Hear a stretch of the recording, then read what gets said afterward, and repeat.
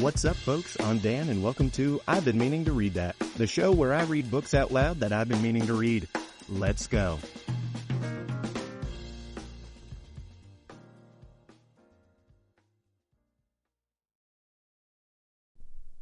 Good morning, ladies and gentlemen. It is a beautiful spring day here, almost at the end of March, and let me tell you, I am excited.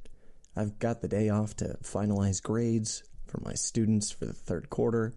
It's real nice out. I'm going to go for a run after this, and I'm finally recording again after a slight delay. Let's jump into The Count of Monte Cristo. Chapter 2, The Double Foursome. The 4 Parisians came, one from Toulouse, one from Limoges, the third from Cahors, and the fourth from Montauban. But they were students, and to say student is to say Parisian. To study in Paris is to belong to Paris. They were unremarkable young men, average representatives of their kind, neither good nor bad, learned nor ignorant, brilliant nor doltish, handsome with the April luster of their 20-odd years. 4 commonplace Oscars, for the Arthurs had not yet arrived. Ossian was still in vogue, and the mode was Scandinavian and Caledonian. The pure English style was to come later, the first of the Arthurs, Wellington, having only just won the Battle of Waterloo. The Oscars were named Félix Tholomyès from Toulouse, Listolier from Cahors, Famuel from Limoges, and Blachevelle from Montauban. Each, of course, had his mistress. Blachevelle loved Favourite, so called because she had been in England. Listolier adored Dahlia, who had chosen a flower for her nom de guerre. Famuel idolized Zéphine, short for Josephina, and Ptolemy's had Fantine, called La Blonde because of her golden hair. Favourite, Dahlia, Zéphine, and Fantine were enchanting girls, scented and glowing, still with a flavor of the working class, since they had not altogether abandoned the use of their needles, distracted by love affairs, but with a last trace of the serenity of toil in their expressions, and in their hearts that seed of purity which in a woman survives her first fall from grace. One of the 4, the youngest, was known as the baby, and one was Big Sister. Big Sister was aged 23. It must be said that the 3 older ones were more experienced, more heedless, and more versed in the ways of the world than Fantine la Blonde, who was encountering her first illusion. Dahlia, Zéphine, and particularly Favourite could not have said as much.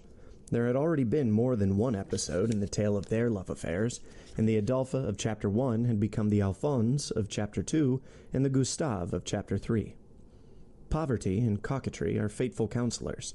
The one complains and the other flatters, and both whisper in the ear of pretty working girls, defenseless creatures who cannot forbear to listen. Hence their disasters and the stones that are flung at them. They are swept off their feet by the prospect of all that is glorious and inaccessible. Favourite, having been to England, was greatly admired by Zéphine and Dahlia. She had acquired a home of her own at a very early age. Her father, an elderly, coarse, and boastful teacher of mathematics, had never married, but despite his years was still a womanizer. In his youth, he had seen the skirts of a chambermaid caught up on a fender, and the vision had caused him to fall in love. Favourite was the outcome. From time to time she saw her father, who nodded to her. One morning, a wild-eyed elderly woman had entered her room, saying, "You don't know who I am? I'm your mother." The woman had helped herself to food and drink, fetched a mattress, and moved in. She was bad-tempered and devout. She never spoke to Favourite, staying silent for hours on end, and she ate enough for 4. She would usually go downstairs to unbosom herself to the concierge, complaining about her daughter. What had caused Dahlia to take up with Listolier, and perhaps with others, were her pretty pink fingernails. How could such nails be expected to do hard work? A girl wanting to remain virtuous must sacrifice her hands. As for Zéphine, she had won Famuel's heart by her provocative and caressing way of saying, "Oui, monsieur." The young men were comrades, and the girls were friends. Love affairs of that kind always go hand in hand with that kind of friendship.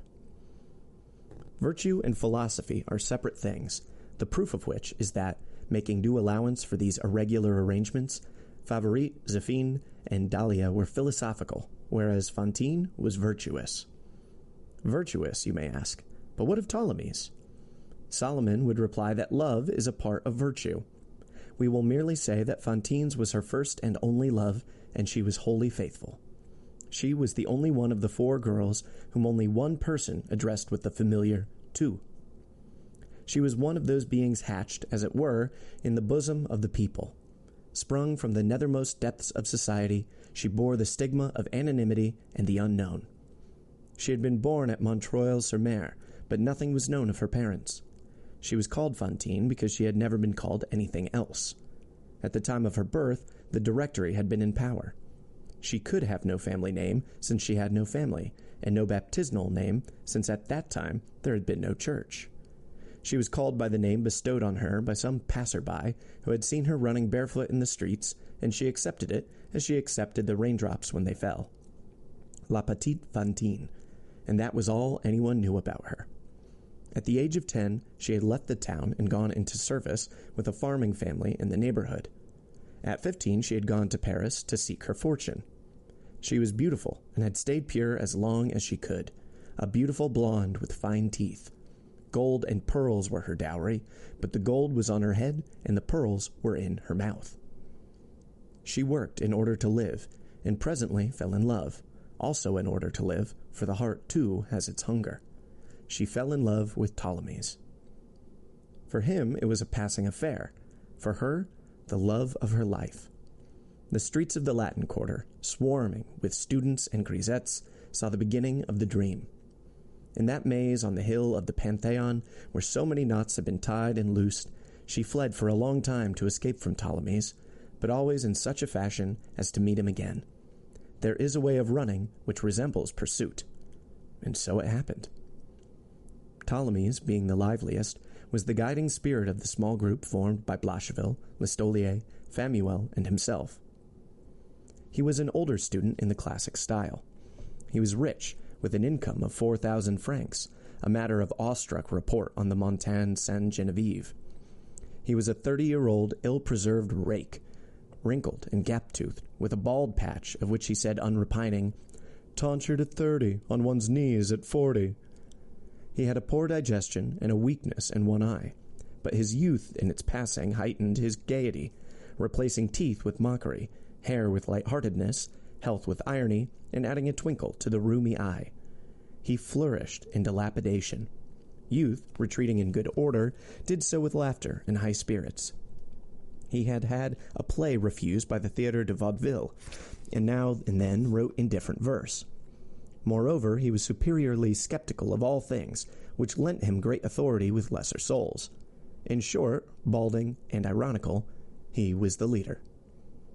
One day, Ptolemy's took the other 3 aside and said, with an oracular flourish, "For nearly a year, Fantine, Dahlia, Zéphina, and Favourite have been asking us for a surprise, and we have solemnly promised to give them one. They keep on about it, especially to me. Like the old woman of Naples who exclaimed to Saint Geneviève, 'Yellowface, work your miracle.' They keep saying to me, 'Ptolemy's, when are you going to produce the surprise?' And in the meantime, we have all had letters from our parents. We are harassed on both sides. I think the time has come. Let us now consider." Ptolemy's then lowered his voice, and what he said was so mirth-provoking that it drew a great burst of laughter from all 4, and caused Blachevelle to exclaim, "That's a stupendous idea." The rest of the conference was lost in the smoke of an adjacent alehouse, but its outcome was a pleasure party, which took place on the following Sunday, the 4 young men and the 4 girls. Chapter 3. 4 and 4. It is not easy for us in these days to imagine what a country outing of students and grisettes was like 45 years ago. Paris no longer has the same outskirts, and what might be termed the face of circum-Parisian life has wholly changed. Instead of the post-chaise, we have the railway carriage, and instead of the sailing cutter, the steamboat. We now talk of Fécamp as once we talked of St. Cloud. Paris in 1862 is a town with all France for its suburbs. The 8 young people conscientiously indulged in all the rustic pastimes that were then available. It was the beginning of the holiday season, a warm, bright summer's day. The day before, Favourite, the only one who could write, had sent Ptolemies the following note in the name of the 4 girls. Early to rise for the great surprise. And they had got up at 5 that morning. They went by coach to St. Cloud, inspected the dry cascade, exclaiming, "How wonderful it must be when there's any water."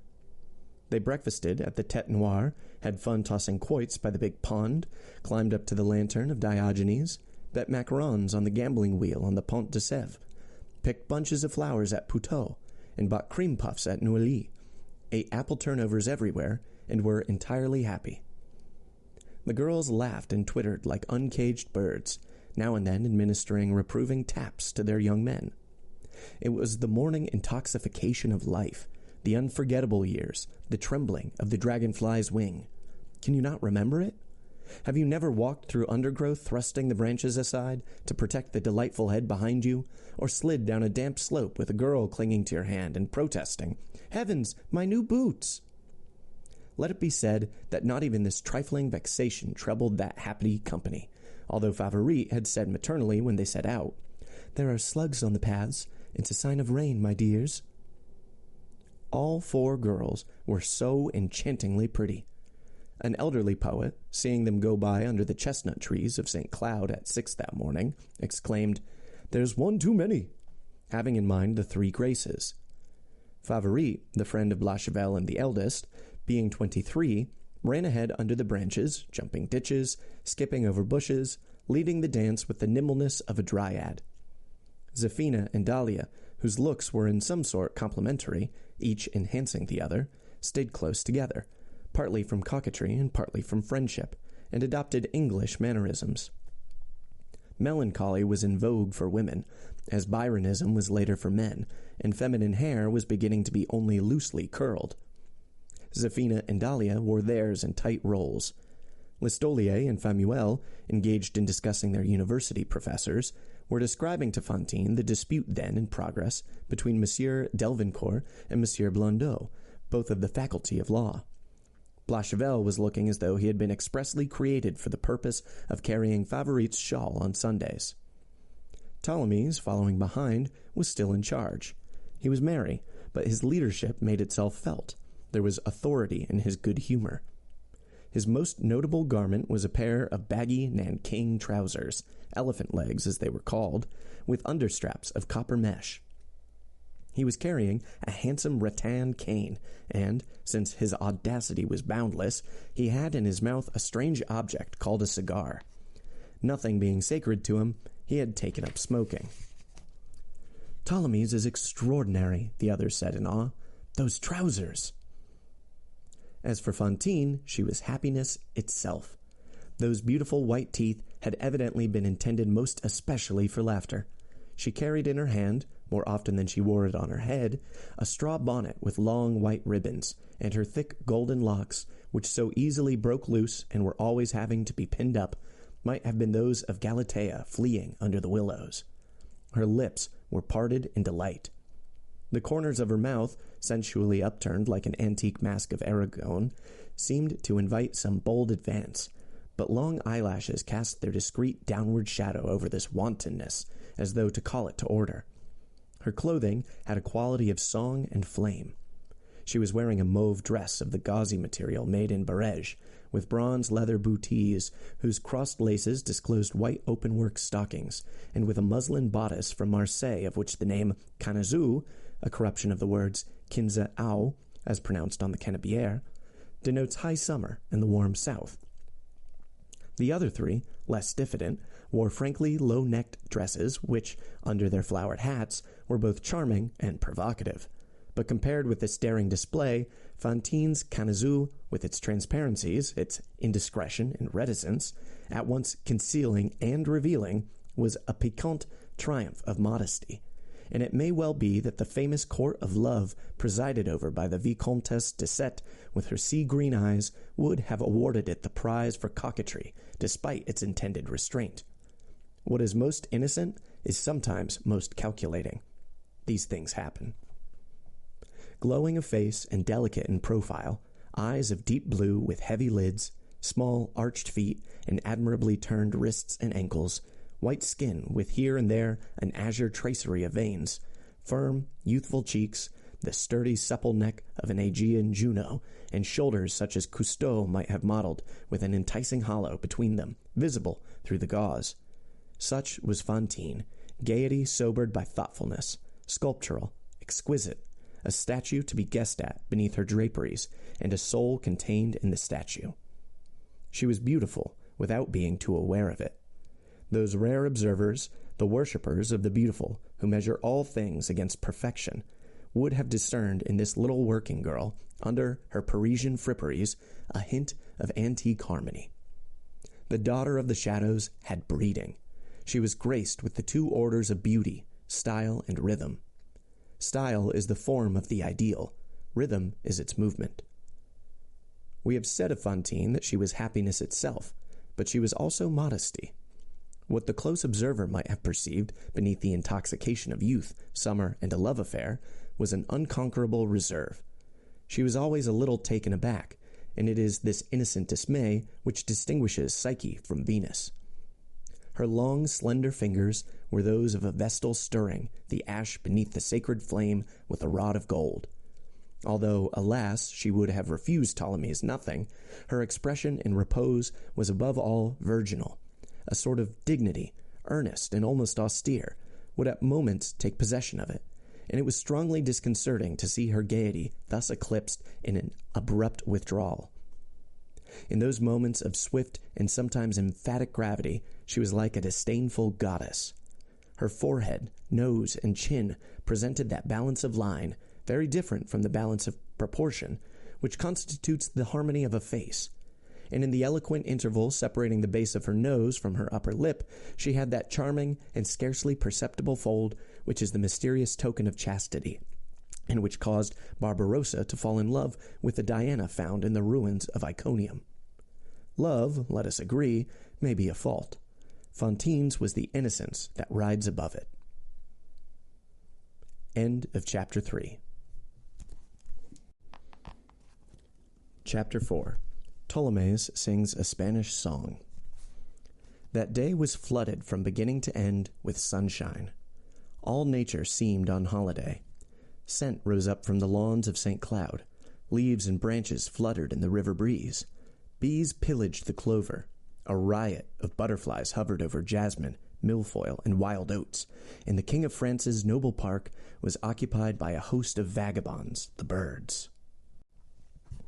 The four entranced couples were a part of all this magic, singing as they danced and ran, chasing butterflies, gathering wild flowers, wetting open-work stockings in the long grass, youthful, foolish, and kind, each exchanging a kiss now and then with any other, except Fantine, who was enclosed in her own shy dream and was in love. "You've always got a look about you," Favourite said. These are life's delights. These momentary, happy pairings are a deep response to life and nature, a summons to warmth and light.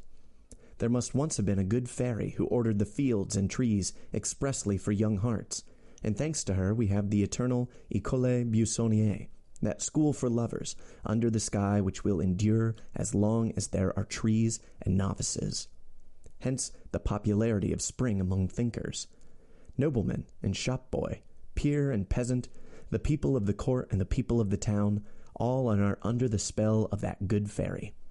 They seek to find themselves in laughter, and there is a glow of discovery in the air, a miraculous transformation in the fact of loving. The lawyer's clerk becomes a god. The cries and chasings in the grass, the clasped waist, the murmur of half-spoken words that are a song of rapture, the cherry passed from mouth to mouth, these, like a flame rising and sinking, are the heaven of life. Girls sweetly give themselves and believe that it will last forever. Philosophers, poets, and painters contemplate these ecstasies and cannot encompass them, so dazzled are they. The departure for Cythera, cries Watteau. Lancret, the painter of the middle class, sees his people soaring skyward. Diderot opens his arms to all light loves, and D'Urfé brings in the Druids. After breakfasting, the four couples visited what was then called the King's Enclosure, to see a plant newly arrived from India, of which we have forgotten the name, but which was drawing all Paris to St. Cloud. It was a strange and charming tall-stemmed shrub, whose dense tangle of thread-like branches bore no leaves but innumerable small white blossoms, so that it resembled a head of hair dusted with flowers. There was always an admiring crowd round it. After this, Ptolemy's cried, "I propose a donkey ride." And having bargained with a donkey man, they rode through Vanvres to Issy.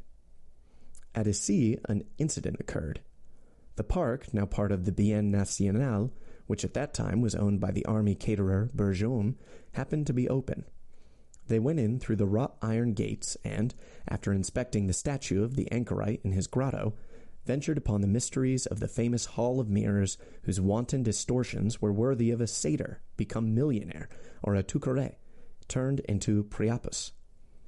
Then they came to the great swing, slung between the chestnut trees, which has been celebrated by the Abbé de Bernis. The girls were swung in turn amid laughter provoked by a billowing of skirts that would have delighted Groys, and which moved Ptolemy's, who came from Toulouse and was partly Spanish, to deliver himself dolefully of an old Spanish song, a gallega, doubtless inspired by some similar occasion. The song translates as, "I come from Badajoz. Love calls to me. All my soul is in my eyes, because you are showing your legs." Only Fantine refused to let herself be swung. "I don't like people to give themselves airs," Favourite remarked rather sharply. Having finished with the donkeys, they took a boat along the Seine and walked from Passy up to the Barrière de la Étoile. We may recall that they had been on their feet since 5 that morning, but "There's no getting tired on a Sunday," said Favourite. "On Sundays, tiredness doesn't happen." At 3 o'clock they were sliding down the switchback, a singular structure then standing on the high ground round the Rue Bourgeon, of which the rugged outline showed above the tops of the trees on the Champs-Élysées. Now and then Favourite cried, "But the surprise? When do we get the great surprise?" "You must be patient," said Ptolemy's. End of Chapter 4. Chapter 5. Chez Bombarda. Having exhausted the Russian peaks, and being by now a little weary, the thoughts of the party turned to dinner, and they repaired to the Cabaret Bombarda, a branch establishment opened on the Champs-Élysées by the famous restaurateur Bombarda, whose sign hung on the Rue de Rivoli at the corner of the Passage de l'Homme. A big, ugly room with an alcove containing a bed at one end. The place was so full on a Sunday that they had to put up with this. 2 windows from which the embankment and the river could be seen through the elms. The radiant glow of August beyond the windows. 2 tables, one piled high with bouquets and male and female hats, and the other, at which the 4 pairs were seated, loaded with plates and dishes, bottles and glasses, jugs of beer and carafes of wine. Little order on the table, and some disorder below it, whence proceeded, in Molière's words, a great clatter of feet. Such was the scene at about 4:30 that afternoon, with the sun beginning to set and the appetites to diminish. The Champs-Élysées, filled with sunshine and people, was all glare and dust, those 2 constituents of glory. The Marly horses, neighing marble, reared in a golden haze. Carriages drove up and down. A squadron of the magnificent Garde du Corps, with a trumpeter at their head, rode along the Avenue de Neuilly, and the white flag, touched with pink in the sunset, floated over the dome of the Tuileries. The Place de la Concorde, at that time renamed Place Louis XV, was thronged with strollers, many wearing the silver fleur-de-lis on a white ribbon, which in 1817 had still not disappeared from all buttonholes. Here and there, clusters of little girls, surrounded by applauding spectators, sang the Bourbon ditty with its refrain, "Rendez-nous notre père de Gand, rendez-nous notre père," which had electrified the 100 Days. People from the working-class districts in their Sunday clothes, some wearing the bourgeois fleur-de-lis, were scattered over the open spaces, drinking, playing skittles, riding on the roundabouts. There were printers' apprentices and paper caps. There was laughter everywhere. It was a time of settled peace and royalist security. A confidential report to the king from the prefect of police, the Comte Anglais, on the Paris working population ended as follows. All things considered, sire, there is nothing to be feared from these people. They are as heedless and indolent as cats. The lower orders in the provinces are restive, but not those in Paris. The men are all small in size. It would take 2 of them put together, sire, to make one of your grenadiers. We have nothing to fear from the working people of the capital. What is remarkable is that their physical stature has further shrunk during the past 50 years, and the people of the Paris suburbs are smaller than they were before the revolution. They're not dangerous. An easy-going riffraff, to sum up. No prefect of police believes that a cat can turn into a lion. Nevertheless, the thing happens, and that is the miracle of the people of Paris. Moreover, the cat, so despised by Comte Anglès, was held in reverence as the embodiment of liberty by the republics of antiquity. A bronze colossus of a cat stood in the main square at Corinth, as though it were complementary to the wingless Minerva of the Piraeus. The simple-minded Restoration police took a too rosy view of the Paris populace. It was not an easy-going riffraff, as they thought. The Parisian is to the French what the Athenian was to the Greeks. No one sleeps better than he, no one is more openly frivolous and idle, no one appears more heedless. But this is misleading. He is given to every kind of listlessness, but when there is glory to be won, he may be inspired with every kind of fury. Give him a pike, and he will enact the 10th of August, a musket, and you have Austerlitz. He was the springboard of Napoleon and the mainstay of Danton. At the cry of La Patrie, he enrolls, and at the call of liberty, he tears up the pavements. Beware of him. His hair, rising in anger, assumes an epic quality. His shirt becomes a Grecian mantle. The first street uprising becomes a Caudine fork. When the tocsin sounds, the dweller in the back streets gains in stature. The little man assumes a terrible look, and the breath from his narrow chest becomes a gale to change the skyline of the Alps. It is thanks to the little man of Paris that the Revolution, inspiring the armies, conquered Europe. He delights in song. Suit his song to his nature, and you will understand. With just the Carmagnole to sing, he will only overthrow Louis XVI. But give him the Marseillaise, and he will liberate the world. Having added this footnote to Comte Anglès's report, we must return to our 4 couples, whose meal, as we have seen, was ending. End of Chapter 5. Chapter 6. I Adore You. Table talk and lovers' talk, both fleeting as air. Lovers' talk is the mist, and table talk the scent. Famuel and Dahlia were humming. Ptolemy's was drinking, Zéphina was laughing, and Fantine was smiling. Listolier was blowing a wooden trumpet he had bought at St. Cloud. Gazing tenderly at her lover, Favourite said, "Blachevelle, I adore you." This drew from him a question. "What would you do, Favourite, if I stopped loving you?" "Me?" she cried. "You mustn't say such things, even as a joke. If you stopped loving me, I'd come after you. I'd beat you. I'd scratch your eyes out. I'd have you arrested." While Blachevelle smiled the fatuous smile of a gratified male vanity, she added, "I'd scream the place down. I'd rouse the whole neighborhood, you brute." Blachevelle, by now, was leaning back with his eyes closed in a simper of delight. Dahlia, who was still eating, murmured in an aside to Favourite, "Are you really as fond of him as all that?" "I can't stand him," said Favourite in the same undertone, picking up her fork. "He's mean. I like the boy over the way. Do you know the one I mean? You can see he's cut out to be an actor. I like actors. When he comes home in the evening, his mother says, 'Well, that's the end of peace for today. He'll start shouting till he's given me a headache.' Because he goes up to the top of the house, right up to the attic with the rats, and he sings and recites and I don't know what, so loud that you can hear him on the ground floor. He's earning 20 sous a day already, copying rubbish for a lawyer. His father was a chorister in Saint-Jacques-du-Haut-Pas. But he's really nice, and he adores me so much that one day, when I was making batter for pancakes, he said, 'Mamselle, if you were to make your gloves into fritters, I'd eat them.' It takes a real artist to say a thing like that. He's sweet. I'm crazy about him. But I go on telling Blachevelle I adore him. I'm an awful liar, aren't I?" Favourite was silent for a moment, but then continued. "I'm in a bad mood, Dahlia. Nothing but rain all this summer, and the wind gets on my nerves. It never seems to stop, and Blachevel's really too mean for anything, and there are scarcely any peas to be had in the market, and butter's so dear one doesn't know what to buy, and, oh well, I've got the spleen, as the English say. And to cap everything, here we are, dining in a room with a bed in it. I think life's disgusting. End of Chapter 6. Chapter 7. The Wisdom of Ptolemies. Some members of the party were singing, and others loudly talking. The room was in a state of uproar, which Ptolemies now sought to abate. "Let us talk with more reason and less speed," he said.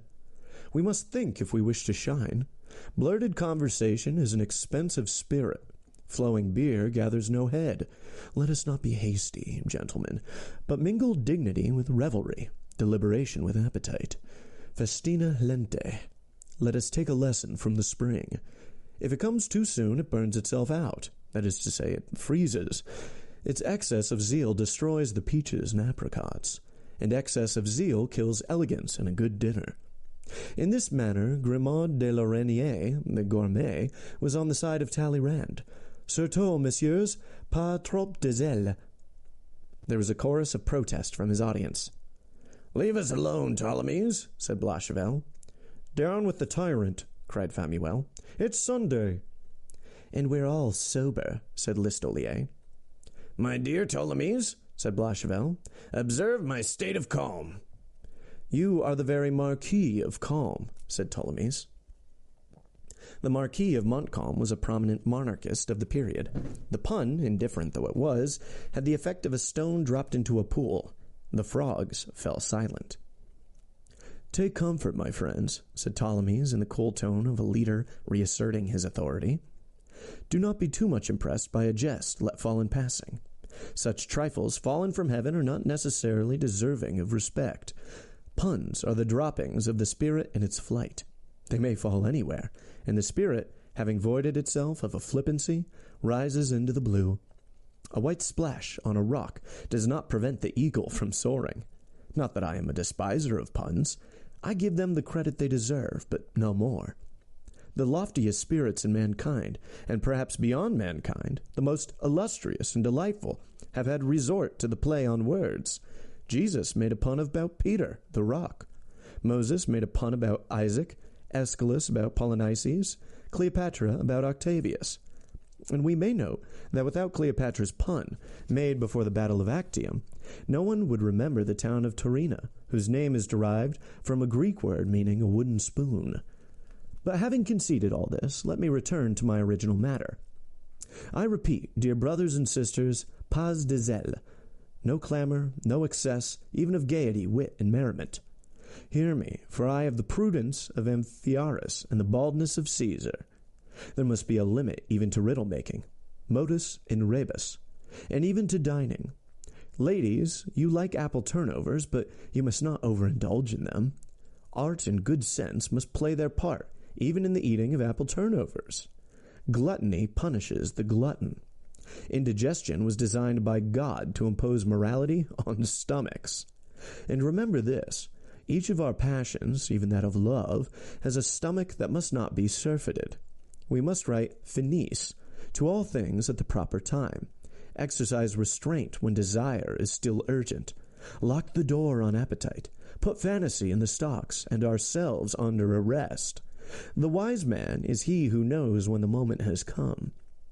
Have faith in me, because I have read a little law, or so the examination results tell me, and can distinguish between what is explicit and what is implicit, because I have written a thesis in Latin on the methods of torture used in Rome at the time when Munatius Demens was quaestor of parricide, because it appears that I am shortly to be awarded my doctorate, from which it would seem that I am not wholly an imbecile.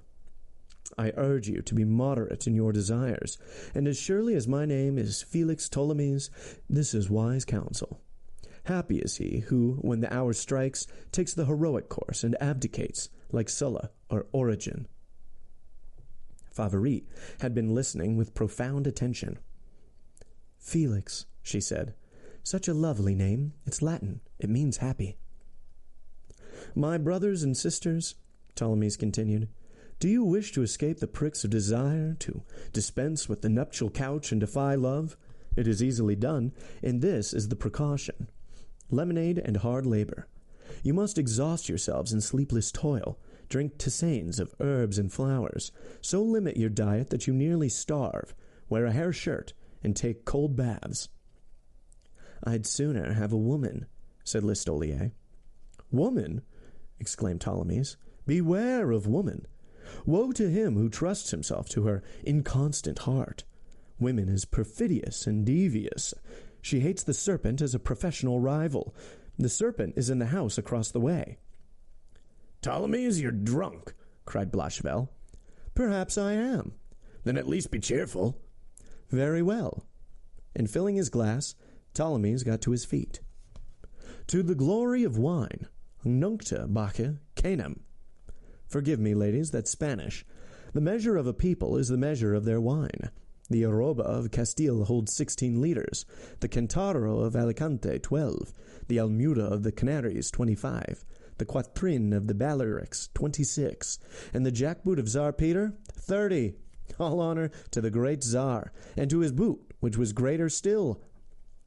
Ladies, a word of friendly advice. Change partners whenever you choose. It is proper that love should stray. The love affair was never meant to be debased like an English charwoman with callous knees, but to rove and flutter in gaiety of heart. To err is human, it's said, but I say that to err is to love. Ladies, I adore you all. Zefina, Josephina, with your indignant expressions you would be enchanting if you were less reproving. And Favourite, one day, when Blachevelle was crossing the gutter in the Rue Guérin-Boisseau, he saw a girl in trim white stockings who showed her legs, and the sight so delighted him that he fell in love. Favourite, you have Grecian lips. There is a painter called Euphorion, who is known as the painter of lips, and he alone would have been worthy to paint your mouth. And no one before you is worthy of the name Favourite. You deserve to be awarded the apple, like Venus, and to eat it, like Eve. Just now you spoke of my name, and I was touched. But names can be deceptive. My name is Felix, but I am not happy. Words can be liars. We must not blindly believe what they say. In your place, Miss Dahlia, I would call myself Rose. A flower should be fragrant, and a woman should have wit. Of Fantine, I say nothing.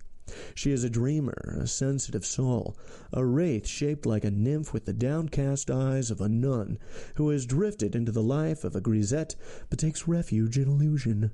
She sings and prays, looks heavenward without much knowing what she sees or does, strays in a garden where there are more birds than exist in life. Take heed of what I say, Fantine. I, Ptolemy's, am an illusion. But she's not even listening, lost in her golden-head dreams. Everything in her is freshness, softness, youth, and morning light. Dear Fantine, you should be called Marguerite or Pearl. You are a woman of the most splendid East. Ladies, a second counsel, do not marry. But why am I saying this? Why waste my breath? In the matter of marriage, women are incorrigible, and nothing that wise men can say will prevent the stay-maker and the seamstress from dreaming of a husband loaded with diamonds. So be it. But, ladies, remember this. You eat too much sugar. If you have a fault, it is that you are forever nibbling sweets. Your pretty white teeth crave sugar.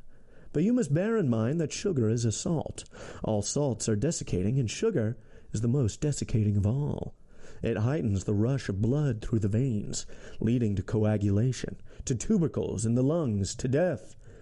That is why diabetes leads to consumption. Therefore, ladies, do not eat sugar and live long. I turn now to the men. Gentlemen, make conquests. Be ruthless in robbing your comrade of his mistress. Thrust and parry. In love, there is no friendship. Wherever there is a pretty woman, there is open warfare. No quarter, war to the knife. A pretty woman is a casus belli. She is flagrante delicto. Petticoats have been the cause of every invasion in history. Woman is man's rightful prey. Romulus carried off the Sabine women, William of Normandy the Saxon women, Caesar the women of Rome. The man who has not loved preys like a vulture on the loves of other men. And for my part, to these unfortunates without a mistress, I repeat the sublime proclamation of Bonaparte to the army of Italy. Soldiers, you lack everything. The enemy has it.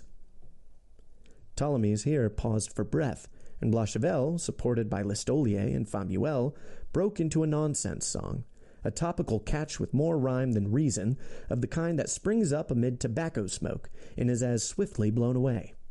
The effect was to drive Ptolemy's to higher flights.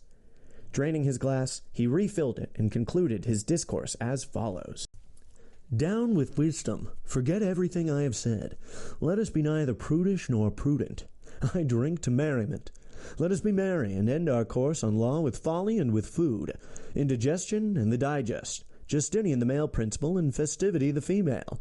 How splendid is creation, how filled with gaiety, the world glittering like a gem in the benefaction of summer, the blackbird pouring forth its unfeed song, the paths of the Luxembourg, the Rue Madame, and the Avenue de l'Observatoire, rich with the dreams of delicious nursemaids as they watch over the young.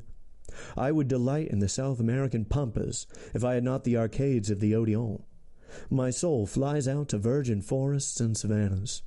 Everything is beautiful. The flies swarm in the sunlight, and the hummingbird is born of the sun. Kiss me, Fantine. And absent-mindedly he kissed Favourite. End of Chapter 7. Chapter 8. Death of a Horse. The food is better at Edon's than in this place, said Zéphine. I prefer Bombarda, said Blachevelle. The setting is more luxurious, more oriental. There are mirrors on the walls downstairs. I'm more interested in what's on my plate, said Favourite. But look at these knives, with their silver handles. They're bone at Edon's. Silver is worth more than bone. Except to those who wear it on their chin, said Ptolemy's. He was gazing out of the window at the dome of the Invalides. There was a brief pause. Ptolemy's, said Famuel, Listolier and I have been disputing. To dispute is excellent, said Ptolemy's. To quarrel is even better. We were discussing a matter of philosophy. Which do you prefer, Descartes or Spinoza? I prefer de Saugier, said Ptolemy's. De Saugier was a cabaret singer. Having thus pronounced judgment, he continued. I am content to live. The world is not yet ended, since we can still talk nonsense, and for this I give thanks to the immortal gods. We lie, but we laugh. We affirm, but we doubt, and that is admirable. The unexpected springs out of the syllogism. There are still people on earth who take pleasure in opening and closing that box of surprises, the paradox. The wine you are so peacefully drinking, ladies, is a Madeira from the Cural de Ferraz vineyard, which is 317 fathoms above sea level. Take heed of this as you drink. 317 fathoms, and Monsieur Bombarda, that princely restaurateur, lets us have them at 4 francs 50 a litre. Famuel attempted to interrupt. Ptolemy's, your opinion is law, but do you think? Ptolemy's brushed this aside. All honor to Bombarda. He would be the equal of Munophis of Elephanta if he could find me a dancing girl, and of Thygelion of Chaeronius if he could bring me a hetera. For believe me, ladies, there were Bombardas in Greece and Egypt, as Apuleius tells us. Alas, as Solomon said, there is nothing new under the sun. And as Virgil said, amor omnibus idem. Love is the same for all of us. Lisette goes off with her Louis in a boat at St. Cloud, just as Aspasia embarked with Pericles in the fleet at Samos. Do you know who Aspasia was, ladies? She lived in an age when women were not supposed to possess souls, yet she had a soul that was both rose-pink and scarlet, hotter than flame and cooler than the dawn. She encompassed the two extremities of woman. She was the prostitute goddess, part Socrates, part Manon Lescaut. She was created for the service of Prometheus, should he desire a wanton. Being again in full spate, Ptolemy's might have been difficult to stop, but at that moment a horse fell in the street directly below their windows. It was a lean, aged mare, fit only for the knacker's yard, harnessed to a heavy cart. Exhaustion had brought it to a halt outside Bombarda's, and it refused to go further. A crowd gathered. The carter, cursing loudly, applied his whip, whereupon the creature collapsed and could not be got to its feet again. The hubbub caused Ptolemy's audience to rise and go to the window. "Poor horse," sighed Fantine, and Dahlia exclaimed, "Well, listen to her, making a fuss about a horse." But Favourite, taking advantage of the diversion, confronted Ptolemy's with a resolute expression, arms crossed and head thrust back. "Well," she said, "and what about the surprise?" "Quite so," said Ptolemy's. "The time has come. Gentlemen, it is time for us to surprise our ladies. Ladies, we must ask you to wait here for a few minutes." "It begins with a kiss," said Blachevelle. "On the forehead," said Ptolemy's. Each solemnly kissed his mistress on the forehead. Then the 4 young men moved in single file to the door, each with a finger to his lips. Favourite clapped her hands as they went out. "It's fun already," she exclaimed. "Don't be too long. We shall be waiting," murmured Fantine. End of Chapter 8. Chapter 9. Merry End to Happiness. The girls, left to themselves, leaned in pairs on the 2 window sills and chattered as they gazed down into the street. They saw the young men come out arm in arm and turn to wave gaily before disappearing in the dusty Sunday hubbub of the Champs-Élysées. "Don't be long," called Fantine. "What do you think they'll bring us?" said Zéphine. "Something nice, I'm sure," said Dahlia. "Me?" said Favourite. "I hope it will be something in gold." Their attention was presently caught by a stir of activity at the water's edge, which was visible through the trees. It was the hour of departure for mails and diligences, when nearly all the stagecoaches for the south and west passed by way of the Champs-Élysées, generally following the river embankment and leaving the town by the Passy gate. Great yellow and black painted vehicles with jingling harness drove by at short intervals, swaying under their canvas-covered load of travelers' luggage, packed with briefly glimpsed heads, grinding cobblestones to dust and thundering past the crowd in a shower of sparks as though they were manned by the Furies. This commotion delighted the girls. "Heavens, the noise!" said Favourite. "They're like heaps of old iron trying to fly." One of these conveyances, of which they had only a glimpse through a thick cluster of elms, stopped for a moment and then drove on at a gallop. This surprised Fantine. "Surely that's unusual," she said. "I thought the stagecoaches never stopped." Favourite made a gesture. "Fantine is wonderful," she said. "I never cease to marvel. She's amazed by the most ordinary things. Listen, dear, suppose I'm a passenger, and I say to the driver, 'I'm going on ahead. I'll be on the embankment, and you can pick me up as you pass.' So the driver watches out for me and picks me up. It happens every day.